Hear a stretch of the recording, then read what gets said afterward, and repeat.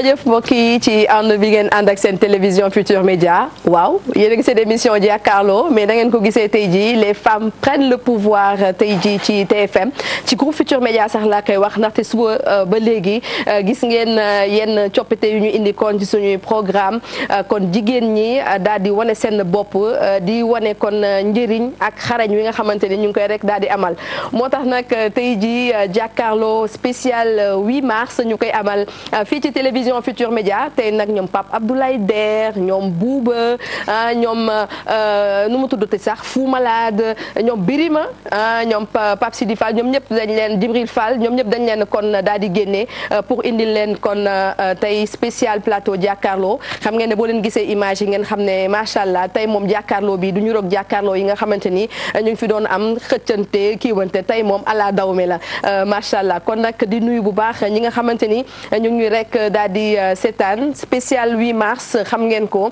tey ñu nar ci ànd nag ak ay chroniqueurs yi nga xamante ni def liggéey indil leen fas yéene kon waxtaan ak yéen jëme ko nag ci ay sujets yi nga xamante ni ay sujets yu am solo la ci société jigéen nañu ko rek daal di gisee ci nañu dëkkee jigéen ban njariñ la am kon ci réew ak jigéen naka la war a mën a def ndax am mën a yokk ci tous les plans tey loolu yëpp la ñu rek daal di waxtaanee ci spécial kon jàkkaarloo bi ñuy amal kon tey ci 8 mars bi kon nag tey ku nekk du ma ne da nga dugg sa personnage kenn kuy def jàkkaarloo waaye nag xam nga faw too ñu ndaw daat ci am moo tax nag dañuy doore ak ki nga xamante ni moom mooy Fou Malade mooy suñu Fou Malade tey Awa donc di leen ko présenté nag Gambie la jóge moom Awa ngir bokk ak ñun tey bés bi nga xamante ni moom la ñu rek daal di jagleel jigéen ñi Awa maa ngi lay nuyu. maa ngi lay fay Dieynaba di nuyu waale ak képp koo xam ne yaa ngi toog fii nii si plateforme bi. di plateau bi waaw. non il faut que ma def anglais bi tuuti. anglais amu fi français amu fi wolof. wolof bi ok kon wolof nu ñuy waxee plateau. plateforme waaw ne waxal rek ci jotaay bi. waaw wala ah. si lan si desk bi anglais la de waxal ci jotaay bi. waaw kon boog si jotaayu jigéen ñi. ndaxte tey nag comme nu ko kii waxee Dieynaba waxee tey nag di bésu jigéen ñi di bés boo xam ne man dama ne yàlla bési tey bi la gën a fonk si bés yu mu defar si àdduna bi bés yi nga xam ne daf ko jox date yi nga xam ne daf ko joxe si àdduna bi liñ naan on the 8th of March mooy 8 mars. loolu la yàlla bés bi la yàlla fonk. ba tax na mu jël ko jagleel ñu ko tey man dama ne ñi nga xam ne sax ndeysaan dañu jiitu sax ñu ngi kontaan si ñun. waaw kon boog ñun ñuy xaritu yàlla. kon boog tey li nga gis li nga xam ne mooy thème bi ñuy waxtaanee mooy dinaa ko wax si anglais nag. mooy rek yow tamit Awa. waa xaaral dina. ngeen bañu ne dañoo mun tooñ. thème bi ñuy waxtaanee mooy equal naka laati think equal build smart and innovate for change. il faut que ma wax ko si anglais bi tuuti. tout à fait mais le réalisateur sax bu ñu mënee may kon thème bi ci kanam ci écran bi pour que ñu bokk ak mbokku téléspectateurs yi c'est penser équitablement bâtir intelligemment innover pour le changement. waaw soo gisee ma indi ko si nuyoo bi. pour wane ñi nga xam ne ñoo ñuy seetaan rek ne thème bii nii dafa nekk loo xam ne dañ ko yàgg di def sax waaye dañ koy indiwaat rek pour gën a fàttali jigéen ñi ne dañu war a gën a téyewante ñu gën a liggéey pour ñu gën a mun a yóbbu réew mi ak àdduna bi ci kanam. en tout cas lii moom dina wane ne tey plateau bi dina neex incha allah clin d'œil ñi nga xamante ñoom ñoo nekk Gambie xam ngeen ne nag Banjul ak Gambie de manière générale dañ fa am ay téléspectateurs yu fidèles donc dañuy indi Awa pour wax aussi li nga xamante ni moom moo xew ca Gambie jigéen ñi takku kon aussi pour liggéey ngir mën a innover ngir indi ab coppite moom nag dafa bañ na du Charles Faye mais moom moo toog tey ci place Charles Faye kii ay dara Diallo maa ngi lay nuyu. maa ngi lay fay Dieynaba may Charles amul problème donc c'est quelqu'un boo xamante ne dama fier sax nekk ko alors kontaan Dieynaba kontaan ànd ak yéen tey ci journée bu spéciale bi nga xam ne moom lañ jagleel jigéen yi. fas yéene nag comme nuñ ko waxee bégal téléspectateurs yi. ñi nga xam ne ñu ngi seetaan li ñuy xaar tey ci 8 mars ñu waxtaanee ko. je pense que bu ñu defee tour de table dinañ xam ne indil nañ leen ay invités de valeur surtout ki ma dendal foog ñu waxtaanee tey jigéen dëgg parce que jigéen la boo xamante ne je pense que représenté na lu bëri fii Sénégal. donc dinañ ko waxtaanee kii yaa nag daal di wax du kenn ku dul Ndella Madior Diouf Ndella maa ngi lay nuyu. maa ngi lay fay. mais ni nga ma fayee sedd na. dama bëgg non xam nga en fait kii yaa dañoo am benn défi tey ci émission bi parce que buuba dafa ne na tàng ñu ne ko day tàng dina neex ba yéen doo leen desee ci dara ci loo leen war a mën a ŋeeñ donc moo tax nag ay ca bismillah lay représenté sa ngeen wax xanaa Birima Birima du caaxaan kon duma def lu dul ne déglu leen jàmm la kon tey jàmm rek la ñuy wax ci plateau rek tey rajax alors tey sa taxawaay si plateau jàkkaarloo di ko fetlu bu baax a baax ndaxte fu la télévision Futur Média woo nga wuy si vraiment di la ci gërëm bu baax Ndella kontaan naa trop si journée mondiale internationale de la femme ñëw toog fii ak toutes les chroniqueuses de l'émission mu nekk loo xam ne am na solo kon tey moom dinañ waxtaane jigéen yi waxtaane góor yi naka la ñu war a toppatoo jigéen yi donc jigéen daal ci société sénégalaise donc loolu la ñuy waxtaanee tey. incha allah dina ci am nag ay exemples yi nga xamante ni dinañ ko ci rek daal di jël parce que wax nañu ko Dieu créa la femme yàlla dafa teg jigéen fu am doole donc danañ waxtaanee yan mécanisme la ñu rek daal di teg pour jigéen ñi mën a am kon am boo xamante ni dafay des du am boo xamante ni lu ñu liggéey rek dugal ko ci njaboot gi mais am boo xamante ni danañ ko rek mën a jëfandikoo kon pour ñoom mu nekk alal bu lew Ndeye Lamsal nag kenn dootu ko présenté ti Ndeye maa ngi lay nuyu bu baax a baax. ziar naa la bu baax di rafetlu plateau bi di am kontaan teg mbég tey day métti. tey day chauffé de. tey jii nii day dig la dina mel ni ba góor jaay mbaam ma noppi dem góor duñ ñu ko yóbbul. tey dañuy journée de la femme góor bokkul jigéen ak ko moom. anyway tey ñun la man Ndeye Ndiaye ajot Ndeye Ndiaye lamsal.com maa ñëw fii tey ci TFM. télé bi nga xam mooy leeral lépp li leeral askan ba ñëpp mën lu ñu fàng dàng kenn du ko jeex. tey nag damaa simi mbubb artiste beeg géew bi yëpp teg ko ci bitti. ci buntu état teg sol ban mbubb. man entrepreneur laa. mu nekk loo xamante ni xamuñu ko woon ci damaa bëri ci volet yu may yëngu. bëri ci yu may yëngu lool nag tubaarkàlla réew mi xam may liggéey waaye loolu mooy ci li may yëngu fam fu ma ko ŋàccee. ba ca kanam naa la fu ma ko ŋàccee. dëgg la waaye tey damaa toogaay bi ma toog tey li ma tax a toog fi tey mooy dama fee toogal jigéen ñi nga xam ne jànguñu. man jànguma école. te ñu jàngul école ci jamono ji leen néewal doole. koo xamul ko jàngul xamul dara. te pourtant ñu ngi dox suñu soxla dox suñu yitte du liggéeyante suñu bopp. ñun ñu jàngul. kon Sénégal nañu bàyyi ñun ñuy jàngul xel. ñu ngi dox suñu mbiru bopp tam ngi dox macha allah. tout à fait journée de la femme la ñu wax nag. tey dana mit chauffé ndax ay cadre laa fi gis ci plateau bi. tout est bien.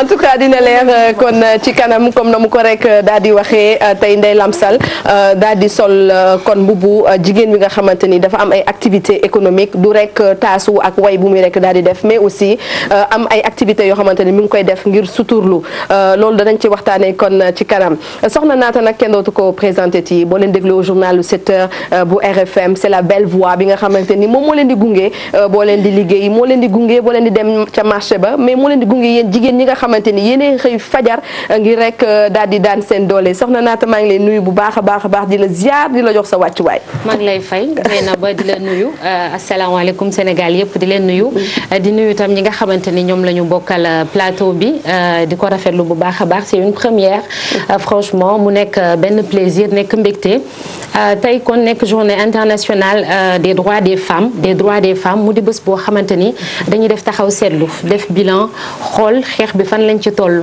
xool yan avancé la ñu def xool tamit li ci kanam lan la war a doon muy bés boo xam ne tamit dañ ciy sargal suñu yaay yi ndax bu ñu demee ba toog fii xañ na xeex bi ñoom ñoo ko commencé démb ku nekk da nga ciy béy sa wàll génération bu nekk ñun tam am nañ suñu wàll may sargal aussi ñun les femmes des médias parce que chaque fois dañuy nekk di wax ci yeneen jigéen ñi ñun tamit dañoo war a wax ci ñun donc voilà exactement di sargal femmes des médias parce que ñun am nañu rôle bu am solo bu ñu war a jouer ci promotion droit des femmes te ñun tam ñu ngi koy def chaque jour góor ñi ñun desuñu ginnaaw maanaam góor ñi demuñu ci kanam bàyyi ñu ci ginnaaw journaliste rek la ñu wax wala personne des médias waxuñu homme des médias wala femme des médias ñun ñëpp ñoo bokk liggéey bi Dieynaba. mais ci femme des médias yooyu noonu dama ci rek profiter pour di ci nuyu bu baax soxna Awa Mbaye mi nga xamante ni moom moo nekk kon ci RFM mu nekk koo xamante ni pendant 21 jours dafa topp kon kenn ci candidat yi mu nekk nekkoon lu métti waaye mu nekk liggéey bi nga xamante ni da ko rek daal di def te kenn mësu koo dégg mu sëqat kenn mësu koo dégg kon mu daal di rek nekk di wax ne lii métti na ko wala lële métti na ko kon di ko ci sargal bu baax a baax moom ak yeneen soxna yi nga xamante ne ñi ngi ci waar wi nekk ay taskatu xibaar mais nag góor yóbbuñu leen ko benn yoon ndaxte yaakaar naa ne ci biir rédaction yi ku bëgg lu baax rek jigéen ñi nga koy rek daal di dénk ci loolu nag dañuy nuyu suñu beneen invité moom Soukeyna Touré la tudd Soukeyna Touré nag daanaka Sénégal bi kenn dootu ko présenté ti surtout Soukeyna jigéen ñi nga xamante ni ñoom ñoo nekk ci Sénégal oriental dañu ko rek daal di teg ca kaw ndax ndimbal bi nga xamante ni mu ngi leen koy rek daal di dimbali jiite rapide bi nga xamante ni lu toll ci 25000 femmes ñoom ñoo nekk ci biir Soukeyna maa ngi lay nuyu. maa ngi lay fay madame Dieynaba mais man lu ma fa tax a toog tey dama bëggoon ñu débattre bu ñuy wax journée internationale des droits des femmes mais pourquoi duñu wax journée internationale des droits des hommes parce que différence boobu laa bëgg ñu wax droits des hommes droits des femmes parce que on dirait que la femme se sent un peu inférieure donc ma bëggoon nuyu tout le plateau mu wax également que maa ngi am contentement comme le dit notre père Haj Mansour voilà di kontaan trop si invitation bi ba si kanam parce que dinañu waxtaanee moom kon soxna Soukeyna jigéen ñi aussi naka lañ war a mën a def ngir jot ay financement ngir mën a aussi jàppale seen bopp ci wàllum liggéeyu sew yi nga xamante ni ñu ngi koy rek daal di am ay femmes entrepreneurs dana ci joxe ay exemple dana ci joxe aussi ay conseils parce que aussi c'est important parce que du ñu def jàkkaarloo bi rek ngir waxtaan jël ay kàddu sànni mais aussi jàkkaarloo la boo xamante ni buñ ca génnee ñu am yaakaar ne nii muy man muy ñiy toog ci plateau bi wala yéen ñi ñuy seetaan di ngeen ci mën a rocci as tuuti rek pour mën koo jëriñoo kon ci kanam danañ ko rek daal di waxtaanee moom nag ku ñu ràññee la ci kër gi ki may bëgg nuyu léegi muy soxna Joséphine Mboup nag nekk kenn ku nekk ca production bu télévision Futur Média mais tey mu ànd ak ñun ci plateau bi juste pour wane que ne que jigéen ñi nekk fii ci groupe Futur Média ñii mëne nañ ci caméra bi am na ñu mëne feneen ma am na ñi nga xamante ni dañoo boole mutualiser force yooyu ngir mën a kon daal di matal lu nekk Joséphine maa ngi lay nuyu bu baax a baax di la gërëm di la sant ci bokk bi nga bokk ci plateau spécial Jàkkaarloo. alors Dieynaba maa ngi lay remercier bu baax a baax. ci effectivement li nga ma boole ci plateau 8 mars bi nga xamante ne tey dañuy sargal jigéen ñi ci àdduna. di remercier soxna yu yanj yi ñu bokkal plateau bi am kontaan lool jàkkaarloo maanaam ku mel ni Ndella Madior. dañ koy gis tout le temps mais c'est un réel plaisir ma toog jàkkaarloo ak moom. ñu fi nekk ñëpp maa ngi kontaan vraiment jàkkaarloo ak ñoom. di aussi wax ne bu ñu fi toogee aussi dañ fiy nekk porteur des voix des sans voix. parce que comme on disait tantôt bi ko naata di wax ñun ñi nga xam ne dañu nekk ci monde média nga xam ne ñoo nekk ci ginnaaw caméra yi liggéey bi doon liggéey bu nga xam ne liggéey bu diis la kon tey bu ñu mayee benn fan ci at bi ñu mën a toog pour waxtaanee suñuy mbébét suñuy difficultés yi ñuy jànkoonteel ngir mun ko saafaraal dama siy kontaan trop di la ci gërëm di la ci sant. en tout cas yaa ngi ci def liggéey bu am solo yow ak équipe bi nga àndal yëpp ñoom Marie ñoom Didi macha allah ngeen ciy def liggéey bu am solo ndaxte image yi ngeen di gis mu nekk reportage yi wala émission yi ñoom ñoo koy rek daal di liggéey def ci équipe yu mat kon di leen ci sargal bu baax a baax di sargal aussi bépp jigéen bu nekk fii ci groupe Futur Média. alors mbokku téléspectateurs yi yéen aussi mën ngeen a bokk kon ci émission bi ndaxte xam ngeen ne TFM moom mooy télévision des grands moments moo tax mën ngeen rek bokk ci émission bi boo leen bindee femme ngeen woote ngeen jégal ma ci 88 628 22 22 mun ngeen cee woote bu nekkee bëgg ngeen am ay bon yi nga xamante ni waa Institut Caresse ñoo ñu koy rek daal di jox ay bague en or yi nga xamante ni bijouterie Khadim Niang moo ko rek daal di maye mais aussi ay bons d'achat yi nga xamante ni Prestige Déco ñoo koy joxe mun ngeen a woote ci 88 628 kon 22 22 ngir mën a rek daal di bokk ci li ni mel sagal aussi ci tàmbali plateau bi suñu ay partenaires ku ci mel ni la Poste ñoom ay fidèles partenaires au groupe Futur Média lañu lu ñu jàpp rek ñoom ña nga ca Prestige Déco wax naa ko léegi spécialiste du mobilier de maison mais aussi Institut Caresse ak Satisfaction nga xamante ni ci kanam danañu joxe seen numéro joxe seen adresse ñu may ñu ay bons habillé ñenn ñu nekk ci plateau bi di leen ci gërëm bu baax a baax mais aussi point mode am nañ ay cadeaux yu ñu jagleel kon suñu invité yi loolu ci kon njeexatul plateau bi lay doon luxury bijouterie by Khadim joxe ñaari bijoux ñaari bague en or pour yéen ñi téléspectateurs yi di woote gaaw ci 88 628 22 22 la Noncelle boutique ak spa aussi ñu ngi koy rek daal di may alors on va entrer ci vif sujet bi voilà journée internationale des droits donc des femmes mu nekk benn date bi nga xamante ni moom moo rek symboliser mobilisation bi nga xamante ni mooy égalité diggante góor ak jigéen ci atum 1977 mais sama première question dama koy laaj ki nga xamante ni moom mooy Ndella Madior moom mi nga xamante ni ci wàllum politique aussi nga koy yëngu bu ñu ne égalité entre góor ak jigéen fii ci Sénégal est-ce que gis nga ko yow.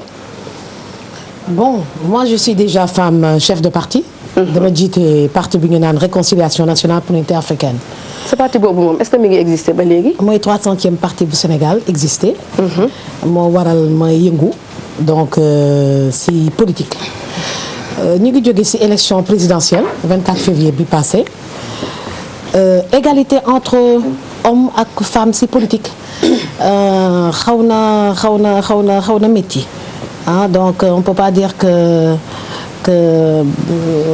déjà on n'est pas nombreuses. voilà bëriwuñu. man Mariam Wali moo njëkk a créé parti. waaw pare naa. te pare. est-ce que pare woon na. parewul.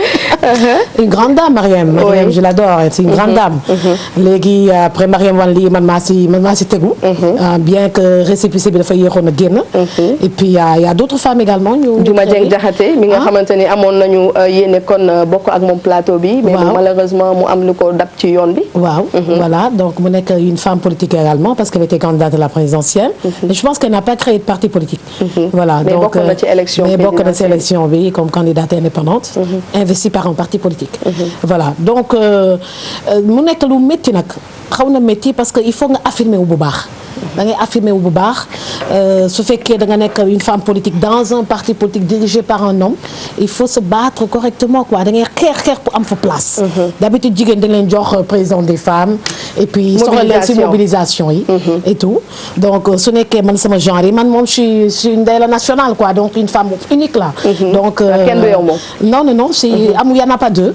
y en a pas deux donc y en a pas deux donc je m'assume et puis j'ai une grande place auprès des hommes sans complexe qui me respecte jox ma delloo ma cër gi. waaw da nga ma delloo cër gi waaw. donc parce que gisuma li ñu mën te mënuma ko. donc dugguma Assemblée nationale mais proposé naa ay projet de loi yoo xam ne ça a profité à toutes les femmes qui ont ça a permis à donner aux femmes la nationalité à leur mari. seen jëkkër yi léegi mën nañu am nationalité. donc sénégalaise seen doom yi nga xam ne seen papa dafa nekkoon étranger ñu juddoo à l'étranger léegi seen yaay mën na leen jox. te loolu sa loxo la jaar sama loxo la jaar parce que man dama amoon doom boo xam ne juddoo États-Unis papa nekk portugais. après ñu ne moom mënuma ko jox nationalité. puis j'ai créé donc un ras-le-bol sur benn temps d'antenne en 2012 ñëpp dégg ko. et puis le président Macky Sall l'a proposé à l'Assemblée nationale mu jàll. mu nekk loo xam ne loi boobu sa Ndella Madior lañ ko waroon tuddee nga maa ko moom di maa ko lancé. voilà donc c'est assez difficile parce que jigéen góor ñi duñ la xajal place. waaw gis nga ñàkk xajal place moo tax au plus fort reste dañuy xam déjà mënu ba léegi appliqué guñu la parité au plus fort reste. la plus fort c'est donc vrai ni ñu koy appliqué si liste yi. noonu lañ ko war a appliqué si ñuy def résultat yi si plus fort reste. appliqué ko à la tête de l'Assemblée nationale. une alternative paritaire.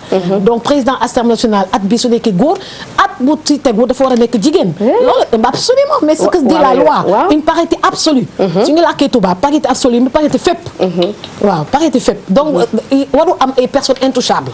voilà donc ku ma am ndey ak ku ma amul ndey. waaw comme des personnes intouchables ni des postes intouchables ni des positions intouchables.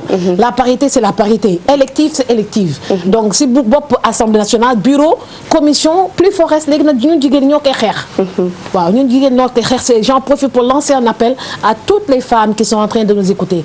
jigéen ñi ñu seetaan yëpp maa ngi leen di lancer appel pour ñu dugg ci politique bi. politique du dara lu dul art organisé. organiser ni ñuy organiser kër. ni ñuy organiser quartier ni ñuy organiser. loolu moom mooy politique. il y a rien de diable en fait. il y a rien de diable tout est politique. mais nag par contre il faut ñu am fit bi nga am kii non te yaakaar naa ni sax jigéen ñi war nañu nañ mën a egg foofu. ndax du moment où jigéen mooy gérer kër. voilà jigéen moo nekk au cœur de la société. au commencement de tout. voilà donc jigéen war na mën a egg foofu. absolument. gis nañ fi Soham El Wardini.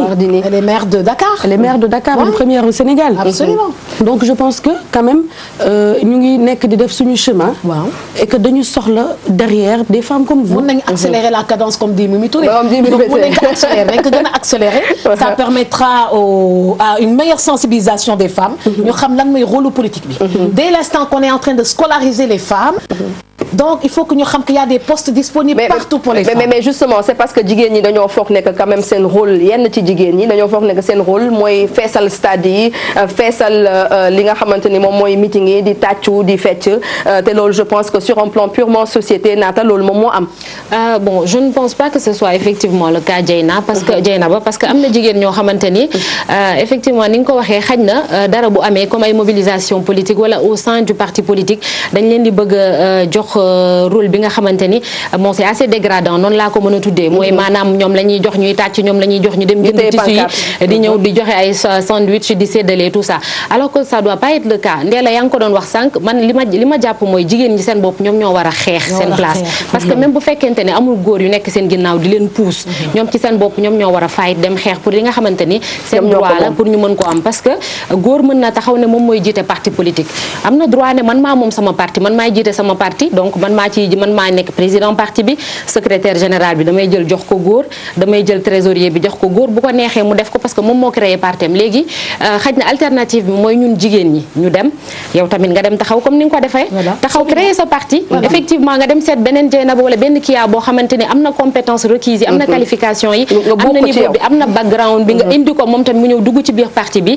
li nga xamante ni moom mooy liggéey mu war koo def nekkul loo xamante ni da ngay taxaw rek mu fekk si la parce que lépp loo xamante ni gagné nañ ko ci àdduna donc toutes les lépp loo ci dafay jaar ci benn lutte exactement bépp mobilisé en général elles ont un bas niveau moo tax góor yi di leen di jox mobilisation jox leen xaalis pour ñu dem jënd tissu yeeg yooyu mobiliser mais les femmes cadres comme Soukeyna les femmes cadres comme il y en a tellement les femmes médecins juristes etc.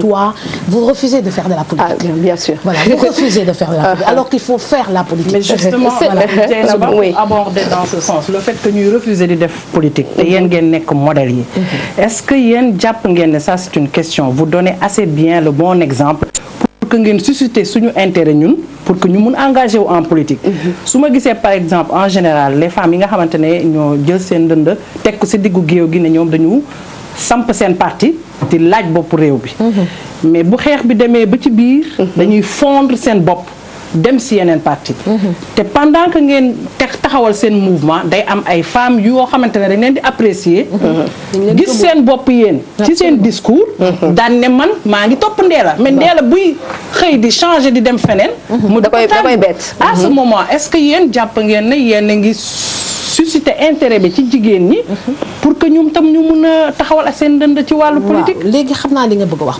xam nga man dama jógoon ne dama nekk candidate à la présidentielle 2024 bi passé léegi après à un certain moment donné ma retiré sama candidature waaw bu ma retiré sama candidature xam nga lan moom la ci jublu woon pour renforcer l'opposition retiré ma candidature parce qu'il y avait un problème de parrainage etc.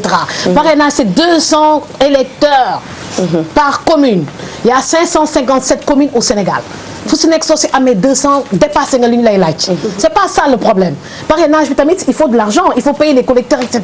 C'était pas ça le problème bi ma retiré sama candidature kenn rek moo njëkk a comprendre affaire mooy maître Adama Gueye mais dama retiré quelques jours après moom tam mu retiré ñu waxandoo la même chose lan mooy dañuy sécuriser le vote nañuy retirer pour sécuriser le vote maanaam booloo gis nga booloo bu Madické Niang Idrissa Seck Sonko ak le dernier Issa Sall quatre yi mujjee coalisé mënoon nañ ko tàmbale au départ déjà mënoon nañ ko tàmbale au départ gis nga bu ma retiré sama candidat dama ne pour renforcer l'opposition donc l'opposition après renforcer wuñu bu baax dañuy créer ay trois camps Madické 2019 Idy 2024 Sonko président gisoon nga ko bu yàgg en fait écoute il fallait renforcer il fallait retirer cette candidature soo retiré ba pare ngeen former benn bloc soo leen former benn bloc après da ngeen di sécuriser ku fi sécuriser vote perte nga élection. En fait juste pour dire que nekk jigéen ñi nekk ci wàllu c'était pas pour daw res mais pour dooleel benn camp. mais c'est juste moo waral ma gedd. moo waral ma gedd bi ñu ñoom bi ñu demee jusqu'à la dernière minute. ñu ne du ñu def recours ma gis sama bopp ma ne je reconnais plus cette opposition génn naa si. jigéen bañkat ci surtout ci wàllu politique. lan la. ku ci samp politiciens yi samp seen dënd. waaw ñu topp seen ginnaaw di leen tàccoo ko yuuxu. ñoo leen damay force. yéen jigéen ñi. waaw ñun jigéen ñi. xam nga ku samp ndëndam bëgg ku nekk ci ginnaaw da ko puus foog tàcc yu bari ak waya. naan ko yawa. waaye saa ñu xëy naan tàcc leen war a bàyyi ak wayi du fi jóg fi la dëkk. fi la dëkk am na solo bu baax am na solo bu baax. parce que voilà si suñu société la bokk su kay na am na moo bu ma bëggoon dégguma ko. si lu ndee la wax yëpp. parce que defe naa pour ñu taxawal loolu jigéen ñi changé. jigéen ñi mun am baat si dëkk bi. c'est les mentalités man toujours mentalité laay wax. bu ñu changé wul mentalité madame. dara du dem. parce que ñun sénégalais dafa am lu ñu gëm. mooy lan lu ñu gëm dafa am lu ñu gëm xoolal rek dafa am lu ñu gëm. ndee la wax na ko léegi je vais parler un peu politique bien que ce soit un peu je sois pas politique. ñun femmes yi dañuy utiliser politiquement. ndee la nee na duñu jël pour seen mobilisation des femmes comme nous. je le dis souvent à mes femmes. damay naan bañ leen. bañuma ngeen def politique moi je suis pas politique. mais dans mon réseau. je travaille qu'avec des politiques. ci wolof. ay politique rek laay liggéey. waaw surtout les maires. ñoom ñëpp rek laay liggéey. mais dama leen naan toujours. mais elle fait pas de la politique Ndella. Ndella elle fait pas de la politique. je fais de la politique mais autrement. voilà développement. c'est important. mais dama leen di naan toujours vous pouvez aller faire de la politique mais ñi ngeen di fekki pour dem def politique lan ngeen leen di proposer. bañ leen ñu jox leen 2000. bañ leen ñu jox leen 1000 francs ngeen niroole surtout le 8 mars madame. le 8 mars bu ma gisee ñun ñëpp ñuy niroole ñu dem si car rapide ñu ñuy tàccu et compagnie c'est écœurant. dama naan bañ leen ko il faut être cher. jigéen dafa dafa cher waaw. gëm leen seen bopp. souvent ce que je leur dis na ngeen di gëm seen bopp. ngeen ne écoute ñoom ñaari tànk la ñu am ñaari loxo ñaari bët. man ñaari tànk ñaari bët. mais ëppaloo ma daal. mais comme su koy na nga baal ma tuuti mais loolu ngay wax noonu ci jigéen ñi xañ na li koy indi mooy quelquefois mooy désœuvrement bi ñuy jëf ci jigéen ñi. moo tax chaque fois gis bu ñuy wax ci stratégie yeeg mécanisme yi pour dooleel jigéen dañuy wax autonomisation maanaam jigéen ñu dem ba mënal seen bopp moomal seen bopp jigéen bi nga xamante ni moomalul boppam mënalul boppam dara xañ na li muy jox doomam yi jëkkëram moo koy jox bu ko joxulee du ko am wala xañ na benn càmmiñam moom moo koy jàppale dafay yomb nga këf ko ci lu mel noonu te yamul foofu kese loolu moom moo tax à chaque fois bu ñuy wax dañ naan dañuy teg ay politique yoo xamante dañuy xam effectivement jigéen ñi li nga xamante ni moom la ñuy dund ba ñu mën leen a jàppale ba ñu mën a nekk ay des personnes autonomes ñu mënal seen bopp nga xam ne du ñu soxla xañ ne di dugg ci loo xamante ni daf leen di dévaloriser surtout parce que jigéen tamit quoi qu'on puisse dire c'est waratuñ taxaw sax di wax jigéen sexe faible man loolu expression boobu moom xamu fan lañ ko jëlee parce que jigéen bu nooyoon bopp yàlla suñu borom dina am yu bëri yoo xamante ni du ko teg parce que am na yu bëri yu metti yoo xamante ni jigéen moom moo koy lijjanti jigéen moom moo koy gérer jigéen moom moo koy dund jigéen moom moo ko mën a supporter donc c'est surtout ça il faut quand même essayer d'aider les femmes ñu leen di jàppale bu baax a baax ci wàllum autonomisation bi laa bëggoon a ñëw comme yokk ci li nga wax lu ci bari politicien boo fi gis képp koo xam ne mi ngi into politics jigéen lay gën a indi lu tax ndaxte soo indee jigéen nga teg ko c'est ça ñëpp dañuy gëm ne lii dafay jëm kanam. parce que jigéen day fédéré. waaw comme dañuy utiliser especially the male politician especially politicians yi nga xam ne ay góor lañ. fii politicien boo fi gis mu nekk góor. day indi jigéen sës ko si booram rëkk make sure ne kooku am na ay organisation am na mbooloo boo xam ne xam nga comme indil ko mbootaay indil ko ay nit waaye su demee ba am lu mu bëgg daf koy sax fàtte.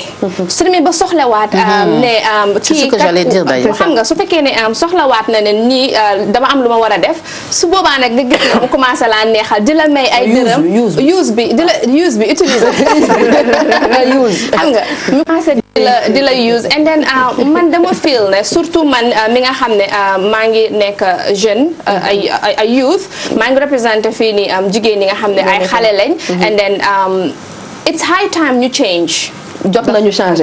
waaw dafa jot ñu changé surtout yéen ñi nga xam ne yéen a nekk ay mag nekk si buntu politique. ndaxte ki nekkul ci buntu de kii ci biir la nekk. su ma nee la nekkul depuis 2005. ah mais nee la nekkul ci buntu. voilà waaye ci biir la nekk. waaw waaye ba tey comme yéen ñi nga xam ne ay jigéen ngeen.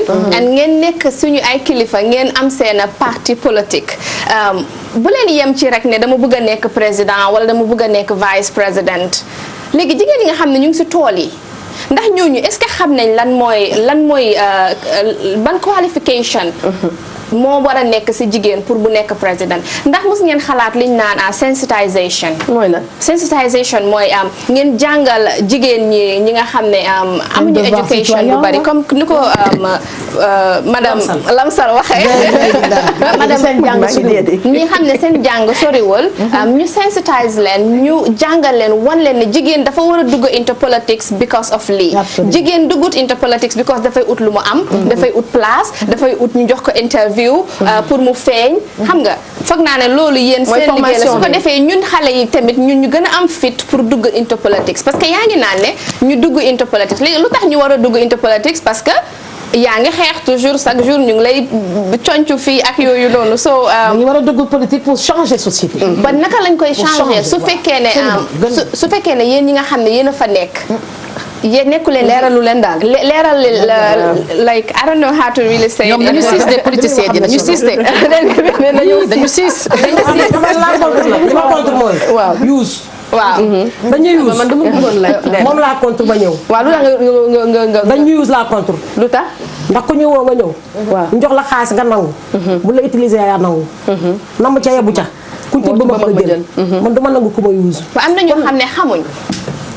am na ñoo xam ne xamuñ tey man waaw tey loolu la tey xam nga tey comme tey man gëj naa am 100 000 francs exemple nga ñëw yëkkati 100 000 francs jox ma ko loo xam ne gëj naa koo gis ay ñaata at damay daw topp sa gannaaw ana ngor fekk xaw ma ana ngor soo xamulee xamuloo parce que denc ngor rek yow moom ne yàlla nañu yàlla musal ci ñàkk yàlla nañu yàlla musal ci jàngal politique nekkul rek ne comme topp di daw voilà ci jàngal politique boobu parce que xam naa peut-être Ndella Madior yàgg naa xeex pour jigéen ñi peut-être dugg ci politique mais ci xeex boobu lan nga jot a def pour attirer les femmes pour ñu ñëw bokk ci pour ñu mën a dugg ci politique. Absolument. yan action nga jot a def boobu ba tey parce que créé nga sa parti quand même depuis 2005. yan action nga jot a def boobu ba tey envers les femmes. pour xëcc leen ñu dugg ci politique. kontaan naa trop question bi parce que ça me permet de poser de poser un problème gis nga de Ablaye Wade bi mu fi indee parité. c'était en 2012. léegi ñu ne pour jiite pour présenter wu da ngay joxe 20 millions. après da ngay am parti wala ab récépissé. wala am 10 000 signatures. xam nga parrainage bi yàgg na. dégg nga wax ci. léegi après man ne j'ai pas le droit de ne pas me présenter pour jigéen ñi. le message n'a pas été bien perçu. parce que ni nga communiqué peut-être moom moo baaxul. le message n'a pas été perçu. dama dem te RFM fay sama spot. ne jigéen ñi man Ndella Madior Diouf maa ngi leen déposer caution. jigéen ñi kaay leen dugg sama liste. tu comprends. léegi ñoom affaire bi dañu foog ne woon affaire yu naxaate la. ma déposer caution dama déposer caution ba pare. 20 millions 20 millions. pour jigéen ñi pour les femmes. dam RFM diffuser samay spot ne leen dikk leen mais bi ñuy ñëw fekk.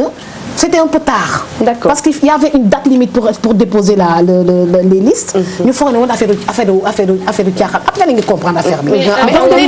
jege nga leen woon le temps était trop court si su fekkee fàttaliku ko. président dafa falu rek 2012. ñu teg si ñu décalé kii bi de 15 jours. C'est vrai. C'était très court. Donc il fallait comprendre bokk si liste yi wala comprendre loo doo si bokk après ñu dugg si. sensibilisation sensibilisation moo desoon l'expérience mais c'était une également belle expérience. on va mais cette caution donnée c'était pour les femmes. Oui. pour ñu am place si parité bi. oui mais on va gagner un peu de temps génn si wàllu politique bi jo. maa ngi jéggalu parce que xam nga dafa am kenn koo xamante ne dafa wàññeeku woon puisque dañu nekk ci politique dañ ciy desandi ku mel ni soxna Maymouna Kane moom da doon def politique. politique Soukeyna voilà te moom sànniwul ab nu ñu koy waxeeti sax njaram lambul moom kon soxna soosu moo tax ñu tànn ci jàkkaarloo tey bi waxtaane ko pour gën leen wan rek moom ñu bàyyi kon ki nga xamante ni moom mooy Joséphine mi nga xamante ni moom moo defoon élément bi mu ñëw ci Jo. waaw kon Dieynaba kon ni nga ko waxee rek soxna Maymouna Kane doonoon femme bi nga xam ne moom la ñu njëkk ràññee fii ci Sénégal mu doon fi ministre bu jigéen donc effectivement ak Caroline Faye Diop ñu def fi ay jéego yu am solo xanaa ñu invité waat ndegam soxna si fan yi ci yaakaar naa 1er mars la génn àdduna ñu dem seeti ndaw soosu moo doon kan.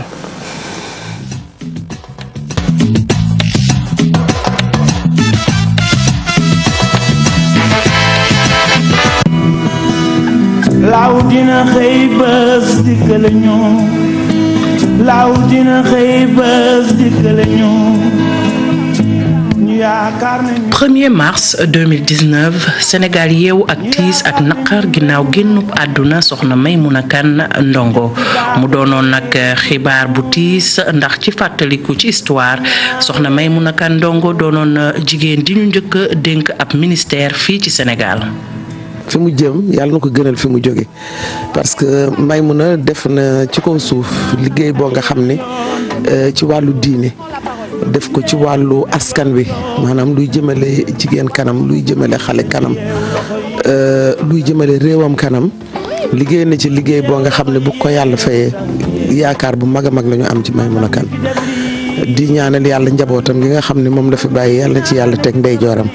Maymouna Ndongo ngi gane àddina le 13 mars 1937 fii ci Dakar ginnaaw bi mu dalee primaire ci école Berthe Maubert jaar collège des jeunes filles bu Ndakaaru ak lycée Van Vollenhoven mi ngi am baccalauréat ci ñaari pàcc bi ci njëkk ci atum 1958 ba ca topp ci atum 1959 ginnaaw gi nag la am licence en droit ci atum 1964 magistrat ancien auditeur à la Cour suprême ancien substitut au procureur de Dakar ancien conseiller à la cour d'appel de Dakar ci diggante 1973 jàpp 1978 Maymouna Kane Ndongo ngi feeñalee boppam askan wi ci atum 1976 ci discours d'usage bi mu defoon ci rentrée solennelle des cours et tribunaux mu defoon fa nag ab plaidoyer bu mag jëmale ko ci àq ak yelleefu jigéen ñi rawatina suñu mbokk jigéen yi daan yeewoo ci kaw ga.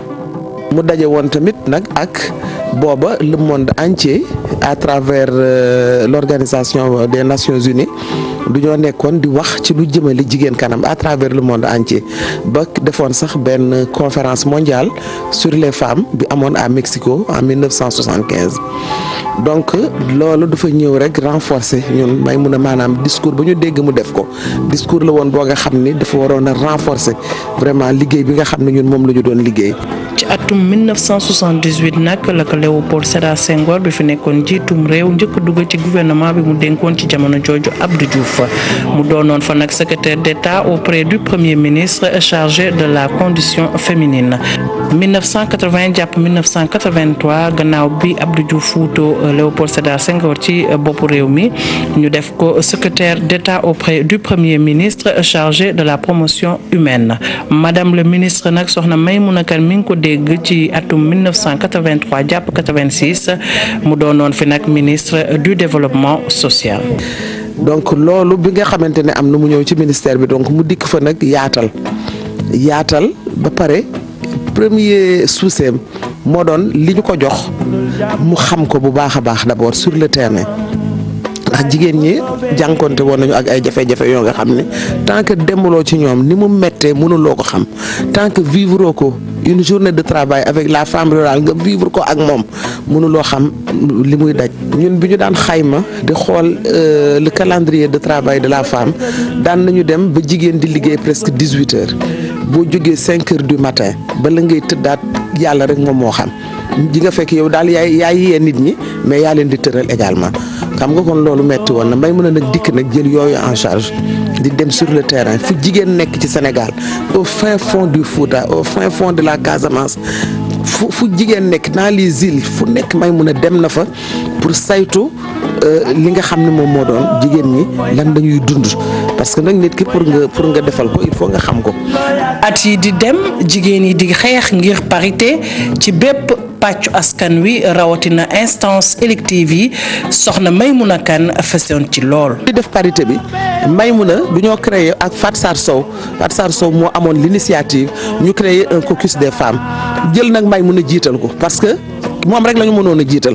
ñu jël ko jiital ko ànd ko nag ak yeneeni jigéen liggéey ci nag ba nga xam ne wax dëgg yàlla ci la ñëpp nag xam kan mooy Maimouna Kane ni mu pondéré woon sa capacité de négociation vraiment jomam yëpp daf ko defoon ci parité bi ñun tam ñu ànd ko nag ak moom sur le terrain di dem di dellu si bon elle ne pouvait pas être avec nous partout mais wax dëgg yàlla essentiellement lépp ànd na ko ak ñun. Madame Maimouna Kane Ndongo jëmm ju histoire Sénégal dootul fàtte ba faw ngir jéego yu mag yi mu taxawaloon jëmale ko ci aar ak yelleefu jigéen ñi.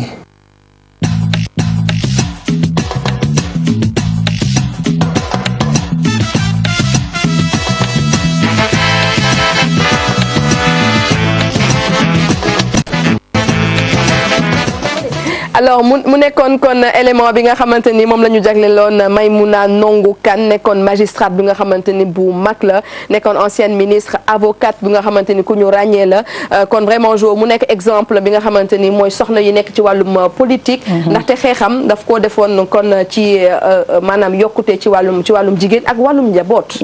waaw li ko soxaloon yaakaar naa comme ni ko documentaire bi wane moo doon déjà wër Sénégal yëpp dugg ci région yëpp. constaté conditions yi femmes yi doon dundee si jamono jooju. yaakaar naa mu bokk ci ñi nga xam ne ñu ngi doon lutter ci li ñuy wax l'éveil des consciences. fexe ba ñu xam seeni problème fexe ba ñu indi aussi ay saafara ci seeni problème mu doon koo xam ne tamit tey soxna yi mën nañ ko gërëmee bu ñu demee congé maternité ñu continuer di leen di fay. 6 mois nga war a def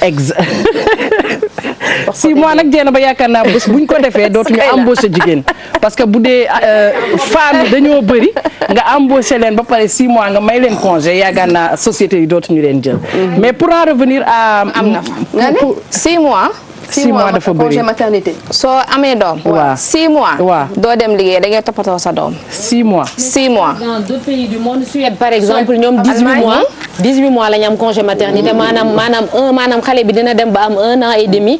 ñun booy xool mooy xale yi nga xamante ni mën nañoo doxi seen soxla daanaka. waaye nag société yi duñu benn de naata. yaakaar naa ne mais moo tax liggéey bi nag moo tax liggéey la en fait c'est un long processus. tout à fait dox bu yàgg la boo xamante ni dañ koo war a liggéey. est-ce que loolu danañ ci yegg si ñun ñii nga xamante ni boo tardé sax tuuti rek bu bëne la foo nekkoon.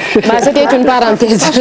en tout cas li ñu mën a man li ma jàngat ci def documentaire bi petit reportage bi ci soxna Maimouna mooy c'était des personnes yoo xam ne dañu concrétoon maanaam dañ daan gis problème daal di ko saafaraal di def ay jéego ba tey ñun ñii fi ñu toog ñu mun fee toog ci loolu tamit bëgg naa glisser laajaale ñaari question soo ma ko permettre non franchement da ngeen di bàyyi Ndéla ñaar rek bëriwul parce que tey moom ñaar rek bëriwul parce que benn bi mooy loo xamante ne man dama ko gis fii nii ci présidentielle yi xam nga boo xoolee documentaire bi parité bi dafa defoon ay jéego yu mag a mag surtout ci wàllu politique jëmale ko ci jigéen ñi ci askan yi léegi man dama gis durant cette campagne électorale le fait que ñu dugal parrainage dafa mel ni dafa jël le contre-pied de la parité maanaam dafa dàq d'office toutes les femmes est-ce que yéen noonu ngeen ko jàngatee est-ce que parrainage douce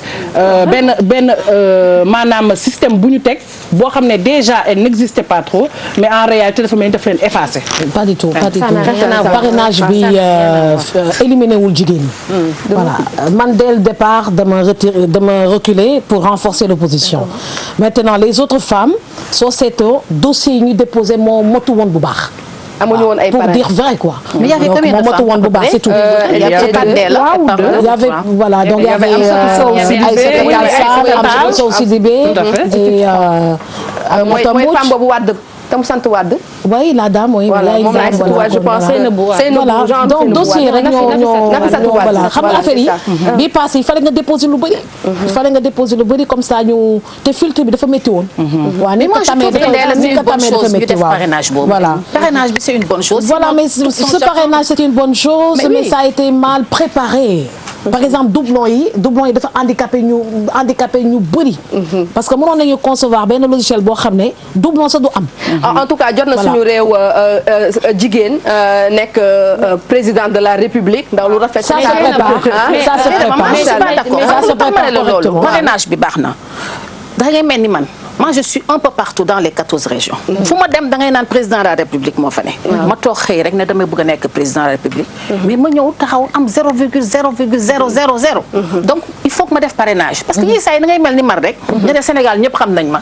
xaar ma dem def président fekk jëruñu ma dara. donc moi je crois que système parrainage bi ndee la. dañuy tànn sànqale yi ak. nu ñuy wax coof bi ak kobo yi.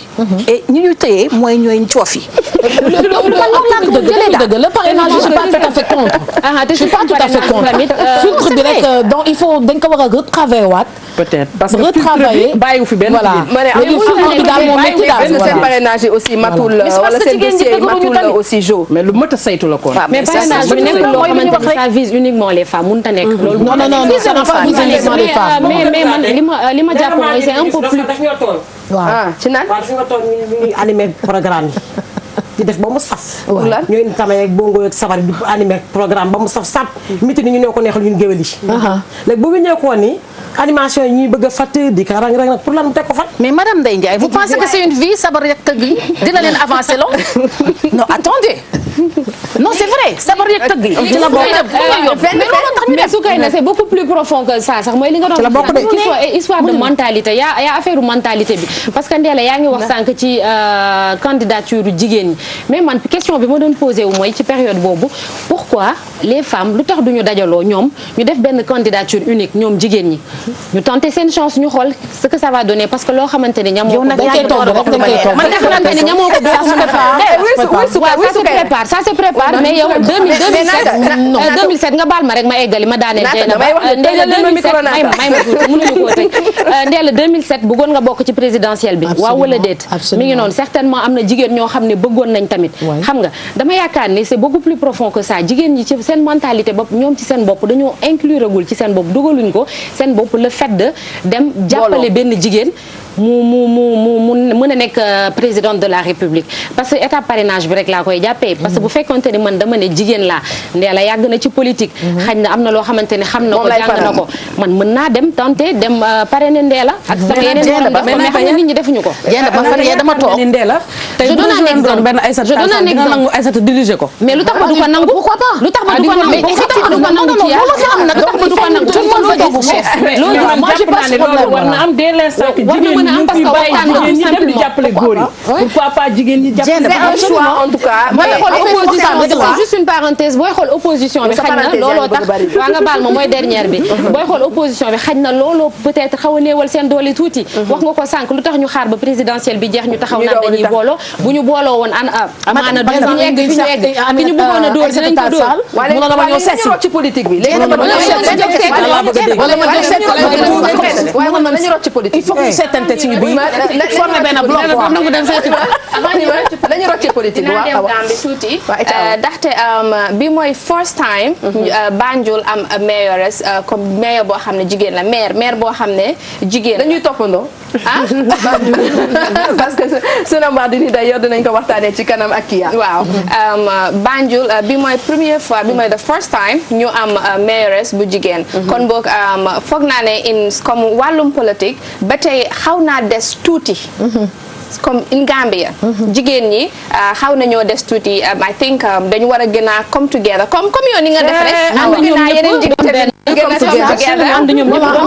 waa ñu ñu booloo surtout si National Assembly bi comme seen assemblée nationale yéen bari na jigéen n'est-ce pas voilà tane na rek Gambie nag dëgg la suñu speaker bi jigéen la mooy speaker of the National Assembly kooku jigéen la waaye jigéen yi dañu néew torop si National Assembly bi waaye apart from loolu noonu jigéen yi Gambie mais est-ce que parité am na Gambie gender equality waaw waaw am na Gambie waaw ñu ngi xeex ba tey nag dëgg la des na am ne place yu bëri jigéen yi des nañ ba tey. moi je suis contre la parité déjà loolu mënul waaw waaw lu ñuy jëriñ biir assemblée ñun wax leen lu dul tàcc dañu xam lu wax bu ñu nee su ci kàddu bi saf na daal nga tàcc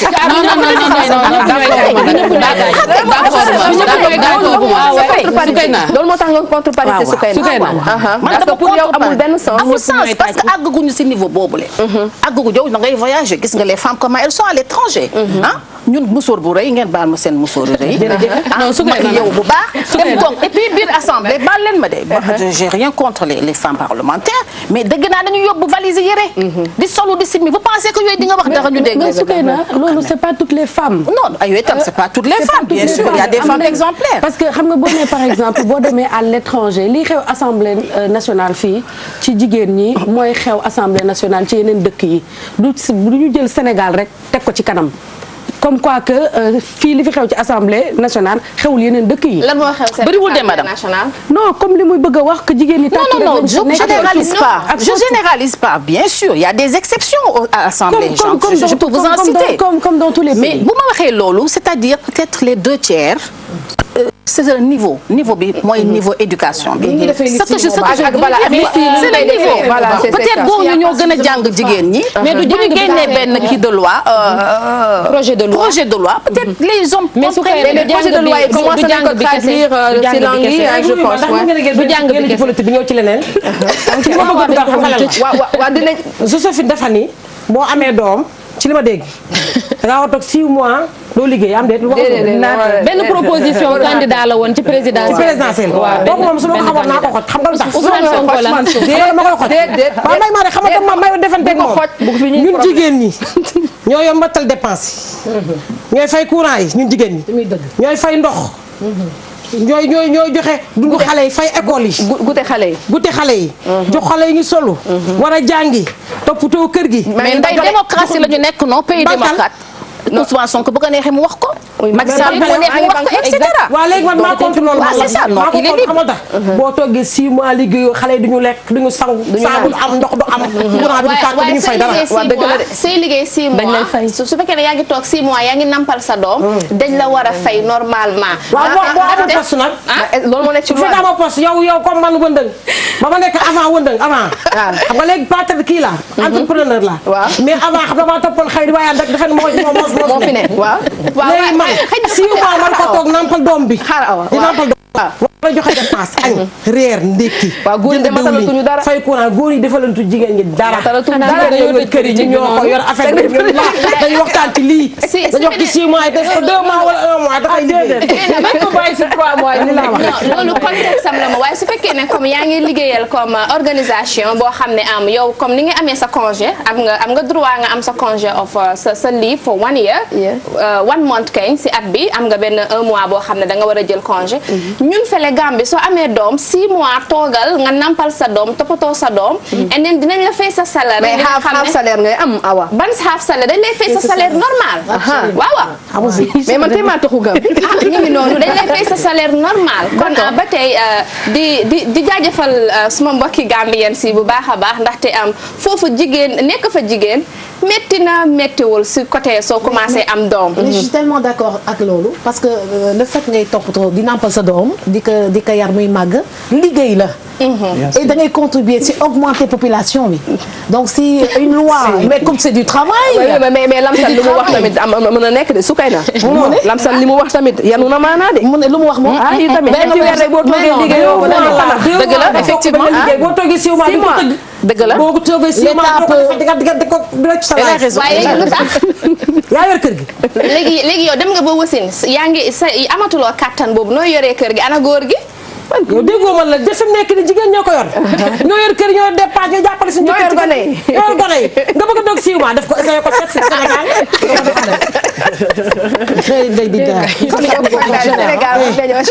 fonctionnaire. Voilà donc. man dama xamatul sax lu may wax. mais on prend ça en charge facilement. mais non mais c'est que Ndeye Lamsal elle a tellement raison ñi nga xamante ni ñu ngi seetaan xam naa ne am na ay femmes yi nga xamante ni ñu ngi koy dund. que ñu nekk ci ay femmes nu mu tudd di liggéey ci informel nekk ci wala yeneen bérébu liggéeykaay xam na lu ñuy wax léegi jigéen ñi ñoo yor kër yi. mu metti loolu nag mais ñi ngi xëy di takk seen sër nee naa nag góor ñi deuxième partie bi lañ leen di. voilà attaque bi deuxième partie bi la incha allah ci loolu nag xam ngeen ne am na ay jigéen yi nga xamante ne ay exemple lañu tamit fii ci suñu réew dañ ciy seppi kenn ngir xamle leen ko ñu gën ko xam muy maire u Dakar xam ngeen ne nag Soham c'est que tur bee compliqué. Soham El Wardini. Soham El Wardini voilà nekk na jigéen bi nga xamante ni moom moo njëkk a diriger kon mairie bu Ndakaaru kii demoon na daje ak moom. Dieynaba merci beaucoup. Pierre. alors merci Dieynaba comme ni nga ko waxee Soham El Wardini mu nekk la première femme à accéder à la mairie de Dakar mu nekk une première fii ci histoire u Sénégal moom nag mu am parcours am parce que ni ko Sénégalais yi xamee mooy ba mu peut-être accéder à la mairie wala ba muy dugg ci politique mais mu nekk voilà une femme bu am un parcours exceptionnel bu mérité ñu waxtaanee ko tey ci 8 mars bi mu nekk un modèle de réussite sénégalais ñu dem seetaan reportage bi ñëwaat. Je suis donc née à Latmingué. Latmingué, c'est un village à 23 km de Kaolack. Foofu laa juddoo foofu laa jàngee école primaire ba am certificat foofu ak entrée en 6e bi ma waree dem jàngi collège suma yaay nanguwuma dénkaane mu ne donc dañuy tuxu dañuy dem dëkki Kaolack kon ñu bàyyi foofu kër gi daal di dem tuxu Kaolack pour ma mën a continuer suma jàngee foofu laa jàngee bu am brevet am baccalauréat après ma ñëw université Dakar donc université Dakar ma ñëw ma def anglais ma am une licence et une maîtrise en anglais après ma dem école normale supérieure pour devenir professeur may jàngale nag ba 1999 avec l'avènement de l'AFP avec Moustapha Niasse sa fekk sama doom yi màgg nañ tuuti puis bëggoon naa occuper daal sama temps ma ne naa dugg en politique rek naa dugg en politique parce que dama fa am lu ma bëggoon réaliser ci sama fi ma dëkk xool xale yi ne il faut que ma jàppale nit ñi léegi sama réew defal na ma lépp jàng naa réussir naa il faut que man tam ma delloo njukkal bi nan la mooy toppatoo nit ñi seet ñi nga war a mën a dimbali nga dimbali leen. vraiment ma dugg ci rek nag vraiment am ci ay responsabilité dama commencé politique AFP ñu jël ma daf ma fi secrétaire général de la commune de Mermoz Sacré-Cœur après département Dakar ma yore jigéen ñi pour le département de Dakar nekk bureau politique et même après un peu plus tard j'ai assuré naa sax intérim région bi pour l'AFP. enfance bu neex nag laa amoon à Latmingué une enfance très joyeuse enfant gâté par ses parents et jusqu'à la mort de mon papa on vivait dans de très bonnes conditions. bi sama papa gaañoo quand même suma yaay bon njaboot xam nga jigéen rek bu amul ñu ko jàppale bu baax mu commencé am ay problèmes financiers donc bi ñu demee Kaolack c'était pas aussi neexuloon comme bi ñu dëkkee Latmingué parce que xam nga dëkku kaw ak dëkku taax dafa wuute mais nag suma yaay nekkoon jàmbaar wax dëgg yàlla jàngul école mënul lire mais kaar doomam yi réussir nañ ci jàng bi. à l'époque dañ doon def semaine de la jeunesse ñu ngi koy defaat léegi arrêté woon na mais on a repris ñu ngi koy defaat léegi semaine de la jeunesse moo amoon ma bokk ci délégation bi ñëw parce que man dama doon daw kii laa daan def 100 mètres athlétisme après nag ñu toog noonu rek ñu ne bon y a un concours il faut ñu présenter kenn pour Kaolack c'était au théâtre de verdure ma dem foofu ma nekk Miss Kaolack sëyu ma rek commencé am doom yegg si woon naa ci année de licence ci laay soog a am sama doom bu góor boobu donc li gënoon a métti jàlloon na xam nga tubaab yi nee nañ kii embrasse trop mal étreint dama yemale woon samay bëgg-bëgg ma toog suma kër ak suma jëkkër ak sama doom yi yenn génn yu bari yooyu daaw ma ko def donc xam naa loolu moo ma dimbale ba mën a atteindre objectif yi dama ne xale yi nañ jàng ba pare ba am seen métier soog a politique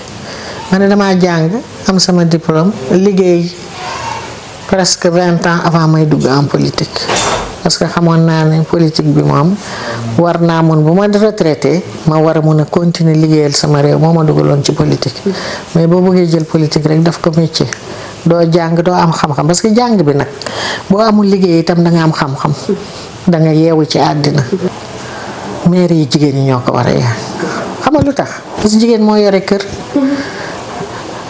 le socle de la famille c'est la femme jigéen bi moo toog ci kër xam nga góor ñi duñu bale duñu raxas góori Sénégal laa wax parce que góor yi yeneen dëkk yi ñoom danañ bale danañ ménage danañ toog waaye ñun suñ góor yi xamuñ loolu comme que nun nag jigéen ñi ñoo yore kër yi ñooy seetal kër yi bu xeeñee lu neex ñun la na mbedd bi xeeñ lu neex set dëkk bi mën a set ak léegi nag yéen a war a jël relève bi yéen xale yi maire yaa ngi fi daal na ngeen ci dugg nag yéen surtout vous les femmes là prenez les rênes vous en êtes capables.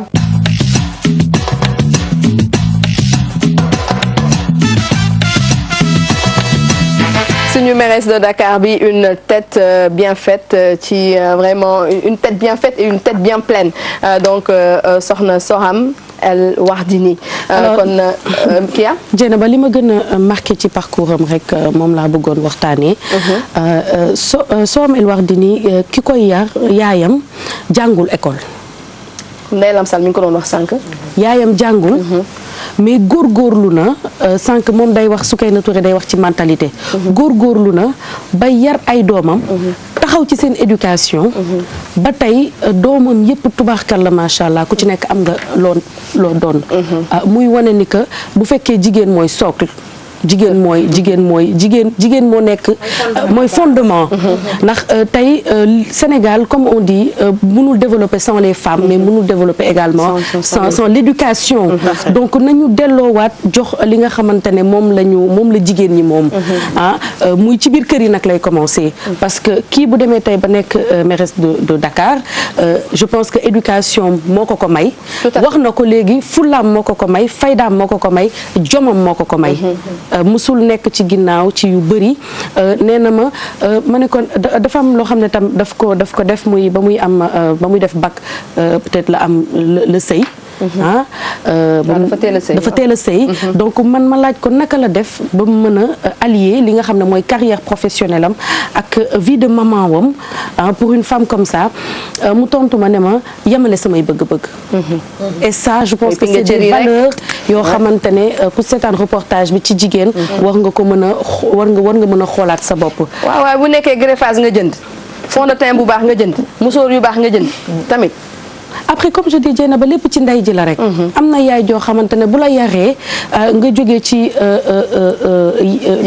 yenn ville yi dem dëkk ci village limite réussir jàng foofu ba ñëw Dakar am sa baccalauréat nekk professeur d'anglais ba tey mu nekk mairesse de Dakar je pense que yaay ci la donc ba tey ñu sargalaat jigéen ñi. juste aussi qu'il y a pour dire que ne que soxna yi nga xamante ni ñoom ñoo tànn pour toog seen kër toppatoo seenam njaboot ñooñu aussi la ñuy def liggéey la. parce que ñu bañ a foog ne que voilà dañoo nekk ay jigéen yi nga xamante ni voilà femme de ménage la entre guillemets ñoom tamit ñi ngi ci waar wi. femme au foyer mais xam nga yenn saa yi sax da nga gis femme au foyer yoo nga xamante ni c'est un novelas rek moom mooy seen métier. mais xam nga jigéen ñi nga xamante ni su kay na ñoom ñooy jóg pour yar seen njaboot. def ko liggéey ñooñu aussi dañoo bokk ci 8 mars bi parce que ñoom dañoo nekk ay jigéen yuy xeex pour seen njaboot xeex pour kon am te puisque xale kon alal la donc ñi nga xamante ni ñoom ñoo nekk ci wàllu woowu bu leen kenn beddi ci journée bi ñoom duñu ci lu ndaw daal lu rëy lañ ci.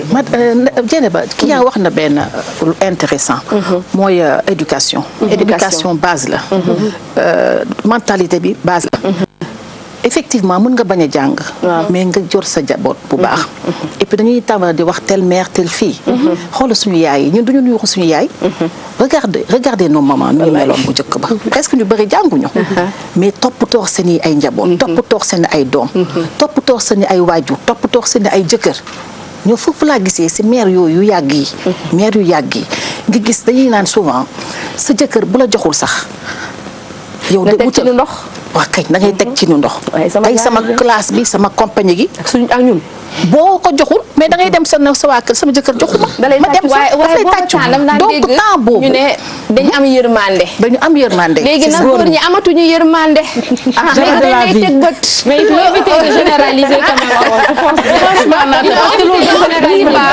d'accord ma ci ñuy toog rek naan jigéen léegi góor ñi amatuñu yërmande non suñu waxee góor ñi ndox fam danta boo demee fekk fa tepp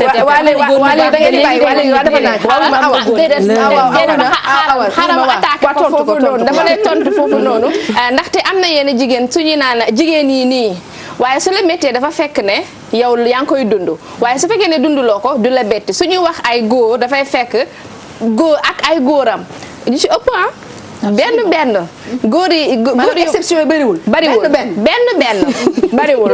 bariwul kon góor yi ñaa ngi fi ñoo xam ne dañuy teg seeni jabar bët waaw seen jabar lu mu am ñu ne tey ñu am si wala sax suñ fekkee ñu ngi la daan defal benn wala ñu war laa defal benn ñu ne xanaa yow amuloo salaire maa la ko ñaan tegal foofu solo waaw teg naa foofu beneen débat yow yaa war a faral góor ñi nii yow jël leen lu ma leen de am ma leen de non man may faral góor yi di faral góor ñi nii ci plateau bi fii non man dinaa faral góor yi non mais xam nga déedéet nday xam nga li ma wax leer na nee naa faut pas généraliser maanaam buñ jël ñëpp def leen ci même saako non ñëpp yemuñ mais bàyyi leen bariwuñ donc voilà man dama ne damay faral góor ñi xam nga lu tax base dañuy taxaw naan ñëpp yemuñ man damay faral góor ñi parce que tey góor ñi am na ñoo xam ne ñu ngi ñuy seetaan ku si mel ni man doo yendal doo fanaanal exactement mu toog di la ko muñal voilà man damay jël sama exemple bu ma génnee sama kër le matin 10 heures maa ngi rentré sama kër à 23 heures du ma xalaat teg añ du ma xalaat teg reer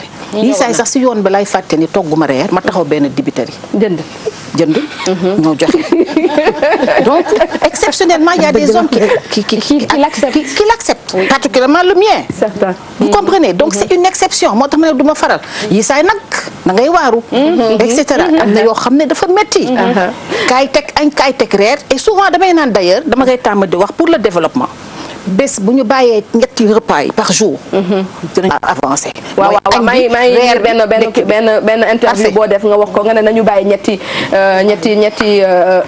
repas yu ñu kii waaye loolu de boo ko defee ba sa goro tàccu la yaakaar naa ne di nga tal leneen loolu dafa bokk suñu culture yaakaar naa ñun Sénégal def añ reer ndékki ràcc nag ne doo pare donc loolu dafa bokk suñu culture pour jëlee ko fi Soukeyna dina metti loolu il faut avec le réseau rapide il le faut ñun c'est ce qu'on fait dañ koy changer ñun dañuy changer mentalité yi kii yaa dama lay jox benn exemple ñaari repas léegi agréé soit bàyyi añ mu paase non même mentalité géwél yi ba changé nañ ko de si man dama lay jox benn anecdote dama mës a dem fenn moom du ma ko xamee dinaa wax nu ma la xamee dañ dem benn xew xamuma ko xawma ko xam naa mu laajte sama turi yaay sama turi pap sama nijaay nu mu tudde et cetera mu ñëw di ma woy mu woy ba sonn rek ma def nii mu woy ma dégg mu naan xanaa kii déggul olof mais c'est vrai parce que c'est facile c'est trop facile mais ça fait partie de notre culture mais c'est trop facile madame nag man dama exceptionnel de ça fait partie de notre culture mais man je suis exceptionnelle am na yoo xam ne gëmuma ko man beneen léegi yow loo bëgg a wax foofu Soukeyna Touré man dama bëgg a xam yow sénégalaise nga man waaw mais dama je suis lébu beneen façon laa daal. waaw je suis sénégalaise nga judd fekk ko fi. waaw mais madame nañu judd fekk ko fi mais on parle de changement non. oui mais loolu dañ naan roof yàqul jën. man non roof yàqul jën. attends juste une minute vas-y termine. donc pour dire que roof yàqul jën c'est pas parce que loolu mu ngi fi ba tey que daf ñuy tardel lu bokk suñu culture la je pense que loo xamante ne la bu ñu demee sax ñu nit suñuy doom dinañ ko def lu bokk ci ñun la loolu mënuñu émanciper ba teg ko ginnaaw ci suñuy valeur la bokk. madame neex na man Touré Mandi Mori laa tudd. dañ may woy Soundiata Keita du dëgg. mais am na période yoo xam ne am na moment yoo xam ne soxlawul. moom bu ma la nee xam dama coupé. peut-être fu ma doon woyee dama nekk di liggéey si liggéey la ñu nekk. nekk dans une conférence c'est pas le lieu. mu ñëw di la woy sa papa sa yaay sa nijaay sa bàjjan. di yuuxu pour ma may ko xaalis ma ne ko man suba ba ngoon dama daw. bu may la sama xaalis. muy laajte ndax dégg naa olof dégguma olof ma ne ko dégg mais après nan nga ko jàppale juste une nan nga ko jàppale dañu pare. ndeysaan après ma gis ko ma ñëw ko kaay ma ñëw ne ko man j'ai beaucoup de griottes chez moi. léegi dama bëgg a kaay ñu waxtaan. ma expliquer la nu ñuy doxalee. mais ba ma ñëwee boo ko wax de mais c'est ça c'est vrai. madame gis ngeen li ma leen di wax nii ku yaa at yi ndax sénégalaise la. je suis sénégalaise mais man noonu laay defee et moo tax nag moo ma si génne. je veux rien comprendre. je veux rien comprendre. mais xam nga nu muy demee. xam nga nu muy demee semblant. tu fais semblant. madame voilà du ma dem ngénte xaw ma ko xaw ma njëkkee du ma ndawtal xaw ma fàllare xaw ma tànku xar tànku je peux pas comprendre et j'y trouve mon compte mais maa dàkk sëy mais nag pour yóbbu tànku xar tànku njëkkee fàllare bi ak yooyu ñu lay woy et cetera moi je suis pas là-dedans du matin au soir moi je travaille parce que je gagne durement ma vie ngay daw pour ñu génn si dama bëgg rek nga aider ma si loolu surtout pour les femmes yu may déglu bañ naa ko sax man sama réseau femmes yu may seet si est-ce que xam nga kii yaa bés bu ma la invité añ sama kër booy ñëw donc il faut nga andi sa ndox ou bien sa jus ou bien sa limonade ko yow mais pour ma invité leen ni nga ñëw toog nii pour mes beaux yeux maanaam da ngay contribuer tubaab la daal da ngay contribuer mais man elles le savent bu may def sama conférence elles me payent moi je reçois 2000 personnes bu ma ñëwee grand théâtre day fees dell ku ñëw yaay paasal sa bopp kuy dem yaay paasal sa bopp booy ñëw da ngay cotiser sa añ 3000 francs booy ñëw fanaan si nga andi sa kii ni ñu koy waxee raw gàddu mère gàddu booy ñëw andi nga sa tasse andi sa kudd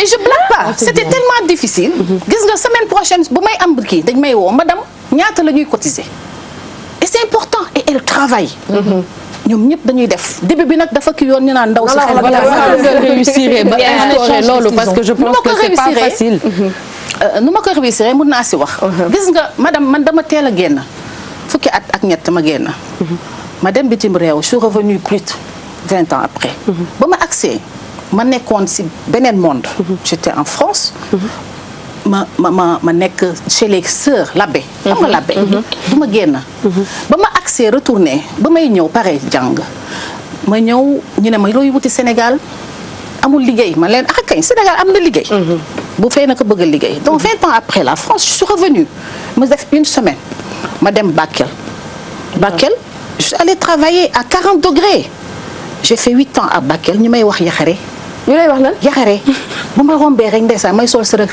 marinière bu ma ñëwee sama yaay ne ma ndax dama dof mais c'était damay jàng àdduna ba ma jógee foofu madame je suis allée aux États-Unis jàng foofu nag ma xool nag jigéen ñi nu ñuy doxalee ëpp ñu xel ñun ñoo leen ëpp xel jigéen Sénégal tabaar fa kàll ba ma ñëwee nag instauré ko sama commune Fann Point E Amitié ñu ne dof la j'avais 20 personnes finalement je me suis retrouvée avec 2 mais la crème ben, c'était médiatisé. Donc du coup, je suis dans toutes les régions. Je me retrouve avec beaucoup de femmes. D'ailleurs, moi, souvent avec les politiciennes. Ah bon? Donc en tout cas, il y a 25 000 membres yu nekk kon ci Rapide ay jigéen ñi nga xamante ni dañuy rek daal di liggéey ak association boobu réseau boobu nga xamante ni dañ koo jagleel jigéen ñi bëgg am ab yokkute émancipation kon ci seen wàllum liggéey 8 jours sànq da nga bëggoon wax. li ma bëggoon wax mooy bu ñu waxee waxee sànq ci wàllu éducation par rapport ak reportage bi nga xam ne Kia def na ko. mu wax tam si waxu mentalité yi ñu war a changer ma gis ne Sénégal effectivement yaay yi yar nañ seen doom yi. mais booy xool tuuti ci ginnaaw ku ci mel ni comme niñ ko wanee gisee sànq ñu ci mel ni soxna Maymuna Kan dañ daan wër Sénégal di éduquer di sensibiliser. bu ñu waxee innover pour le changement est-ce que jotul aussi tey suñu doom yi surtout suñu doom yi jigéen yi dès le bas âge ñu leen di inculquer ay valeurs comme quoi jigéen mun na aspirer à devenir chef d'État jigéen mun na aspirer à devenir leader. ak góor ñi ak xale yi voilà parce que loolu